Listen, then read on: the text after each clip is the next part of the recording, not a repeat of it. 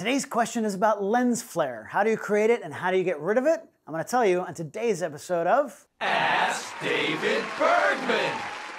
Hey everyone, welcome back. Here I am, as always, answering your photography questions right here on Adorama TV. If you've got a question, just go to askdavidbergman.com and submit that form on the site. If it's one that I think is going to help a lot of other photographers, I just might pick it to answer on a future show. Today I've got a question sent in by Tony T, and he wants to know, I get lens flare when shooting with a flash firing towards the camera for a hair or rim light.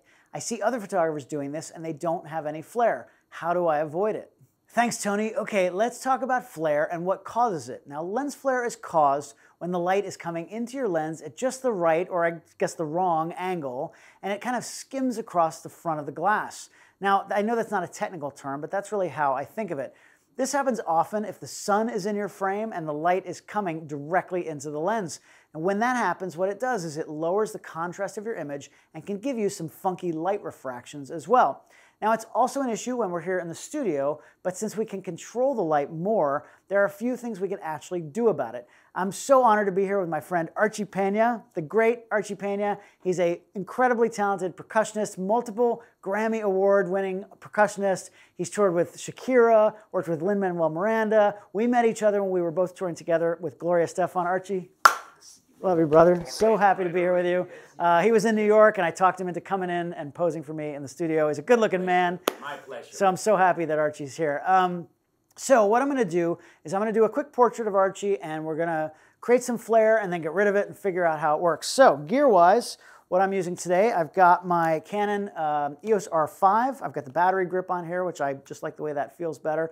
And I have one of my favorite lenses of all time, the Canon 28-70 f2.0 lens. I love this thing. It's a monster. It's a fantastic portrait lens. It's sharp as a tack from edge to edge. And I've got the Canon STE3 RT transmitter on here. For flashes, I'm using all Canon 600EX RT speed lights. I've got one here in a glow 2x3 foot softbox from Adorama. Very easy, very simple to set up. So let's just make a quick portrait first. Archie's got the hat. He's a good-looking man, so we are gonna make some great pictures. So what I'm gonna do is I'm gonna turn on group A, which is over here. Let's get this flash on. And I'm at 16th power on this flash. I'm at 100 ISO, 200th of a second at f2.0. I want to throw that background out, even though it's a kind of a nice muslin, texture. I still want to throw it a little bit more out of focus. So I'm gonna zoom into 70 millimeters and just make a quick, simple boom, and perfect, right? Nice picture. However, he's wearing a brown hat. He's against a brown background. I'm losing some separation there from the background. So I'm going to add in, sometimes you'd call it a hair light. In this case, I'm going to call it a hat light. But let's add in this overhead light. Let's turn it on. I've already got it on a nice boom stand. We'll roll it in and raise her up. Just like so. And just a bare flash, just to create some separation, some rim light, some hair light. Just like Tony was talking about, this is the kind of thing you would do. You can do it a lot of different ways, but I like for something like this, I really want a hard light on him to separate from the background. So let's try that now. I'm going to turn group B on. There's group B. That's also at 16th power, and boom. And now you can see what's happening there. We're getting some flare. The flash is just out of the frame. Let me do another one where it's in the frame. You can see where it is falling, and you can see what's happening there, right? So the flare, that light is hitting directly into the lens, and it's creating some of those funky flare things that are covering his face a little bit. Even when I'm zoomed in, it's just out of the edge of the frame. So what do we do about it? Well, here's the thing.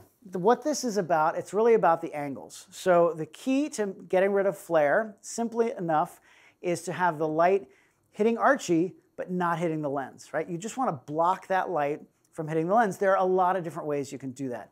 One way would be if I wanted to add a softbox to that. If I put a big softbox like this, or even a small softbox on that light and angled it maybe a little more overhead and facing down on him, that would actually get rid of a lot of that flare. As long as the lens isn't seeing the white part of that light, then that would work. These glow softboxes actually have a nice edge on them, a nice rim around them, so a nice ledge, I guess. So that helps to jut out a little bit to block some of that light. They also all come with egg crate grids, which is really nice because I could put a grid in there, and that will help angle all the light one direction and not come out the other side. The thing is, you want to angle it, you want to keep the light from hitting the lens either at the flash or at the lens itself. So you could put up there, if we were in a studio, a bigger studio and had a lot of grip gear, I could put a big scrim up there, a gobo. You know, those words are used somewhat interchangeably. They're not really the same thing, but something to go between, a gobo, literally a go between that light and the lens. So you could take something like even just a simple piece of cardboard like this, right? That's just foam core. I could put this up there and just get it at the right angle, bring it in on a stand and just get it at the right angle to block from hitting the lens, but not Archie. Lens hoods, you could do that, like I said, at the lens too. A lens hood actually blocks some of that flare a little bit. That's kind of the main reason for a lens hood. I use them for protection as well. But there are other simpler ways to do it. You could even take something like this. This is a piece of cinefoil, which is basically like thick aluminum foil. They use this in production environments all the time. Let's try this actually. If I just take this cinefoil, let's go ahead and try to put this on this light here. So I'm going to bring it down so I can reach it. And I'm going to create just like a simple, almost like a snoot on this thing. So just put it like so. And I'm going to tape it on there very simply. This is just not the fanciest way to do this. But I'm going to just create a little opening like that. And then the talent can help you with this. And Archie is the talent, believe me. So when I raise this up, I'm going to ask him, is that light hitting you? That's it. Perfect. That's hitting him. And because I've extended out the front of that light there, from this angle, I'm not seeing that light at all. I'm not able to see the white part of that light. So when I take the picture now and I zoom in, boom, flare is gone, right? Nice. I've completely gotten rid of that flare. I've got the rim light now, and it's because the lens isn't seeing that light, but Archie is, or actually the back of Archie's head is. So that's really how it works, right? It's all about working the angles. Whether I was using rim lights on the side or a hair light overhead, it's the same exact thing. Now, Tony, I know that you said you wanted to get rid of flare, and I think you get the idea by now, right? You just have to get creative with your angles. You could even put a reflector in there. If you have a pop-up reflector, a small one, you could put that on a stand and bring that in there. There anything you can put in there to block that light, to keep the light from hitting the lens directly. But lens flare isn't always a bad thing. It may not be appropriate, I get it, for something like a corporate headshot or more of a traditional model headshot. But some of my portraits, especially when I have big rock stars, celebrities, models, sometimes I want to actually use flare in a creative way. So let's actually, while I've got Archie here, I don't have him here very often, so let's just have some fun and try to create something fun with some flare. You up for it? All right, let's do it. So what I'm going to do, I've got 2 more speed lights here, and what I'm going to do is I'm going to bring these in, and on these speed lights I've put very simple gels on them. I put blue gels on here. So I asked Archie what color he wanted. He said blue. That's it. So I'm going to turn these on. These are group C. So I've got this one here aimed right about there. And then I'm going to bring in this one, also group C, because they're going to be the same power. And I'm going to put it right, actually let me back them up just a little bit, right about there. And then let's back this one up right about there. Those look about equidistant. Perfect. They're both on. Let me make sure I turned them on. Perfect.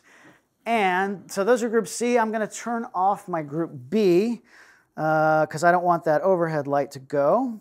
Let's turn that off.